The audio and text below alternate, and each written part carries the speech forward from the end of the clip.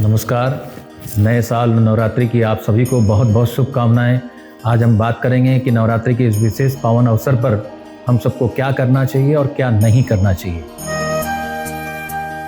सबसे पहले हम ये बात समझेंगे कि नवरात्रि क्या है। नव का मतलब सिर्फ संख्या नहीं है और रात्रि का मतलब अंधकार तो बिल्कुल भी नहीं है।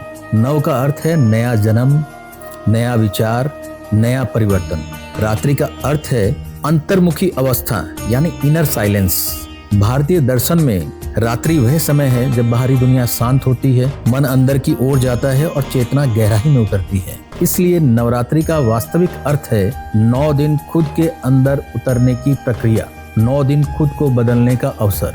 इसको नवरात्रि कहा जाता है। नवरात्रि हमें सबसे पहले क्या सिखाती है? सबसे पहली और महत्वपूर्ण चीज, सबसे पहली नहीं कह सकते, ये पहली और आखिरी सबसे महत्वपूर्ण चीज ये है कि किसी भी स्त्री का कभी भी किसी भी तरीके से अपमान नहीं करना चाहिए। स्त्री शक्ति है। हम नवरात्रा के अंदर में शक्ति की भी पूजा करते हैं, दुर्गा की 9 शक्तियों 9 रूप की पूजा करते हैं। भारतीय दर्शन में देवी को शक्ति क्यों कहा गया है?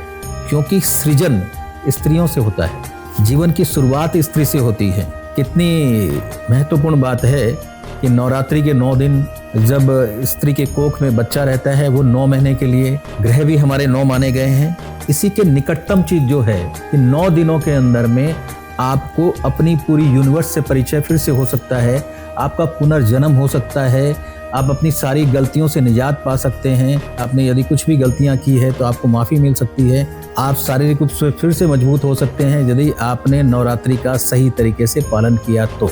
नवरात्रि में हमें कुछ बातों का विशेष तौर पर ध्यान देना चाहिए। पहली बात ये कि हमें बासी खाना बिल्कुल भी नहीं खाना चाहिए नवरात्रि में, और बासी कपड़े नहीं पहनने चाहिए। बासी कपड़े का मतलब आपने यदि कल पहना है तो उसको आज नहीं पहनना चाहिए। गंदे कपड़े बिल्कुल भी नहीं पहनना चाहिए। इन 2 बातों का विशेष तौर पर ध्यान रखिए। इसके अलावा जिस तरीके से हम दिवाली में सफाई करते हैं, उसी तरीके से नवरात्रा के अंदर में भी घर की साफ सफाई पे विशेष तौर पे ध्यान देना चाहिए। नॉर्थ ईस्ट की साफ सफाई करके वहाँ पे कलश की स्थापना करनी चाहिए। कपूर को घी में डालकर उसको जलाना चाहिए। घर के अंदर में गंगा जल का छिड़काव करना चाहिए। घर के कोने कोने को साफ करना चाहिए। बहुत दिनों से रखी हुई वस्तु जो कि कबाड़ हो चुकी है, उस कबाड़ को घर से निकाल देना चाहिए। घर के मुख्य द्वार पे अशोक का या आम के पत्तों का तोरण जरूर लगाना चाहिए, ये बहुत जरूरी बात है। और घर के मुख्य द्वार के दोनों तरफ हल्दी का तिलक या हल्दी से बनाया हुआ स्वास्तिक मुख्य द्वार के दोनों तरफ में जरूर बनाना चाहिए। यदि आप उसके अंदर में थोड़ा सा चूना मिला देते हैं तो और ज़्यादा पॉजिटिविटी आपको मिलेगी। घर के अंदर में सुबह शंख और शाम को घंटी जरूर बजानी चाहिए।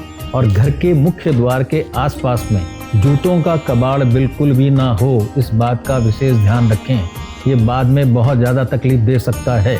नवरात्रि के अंदर में आप अपने घर के अंदर एक तुलसी का पौधा अवश्य लगाएं।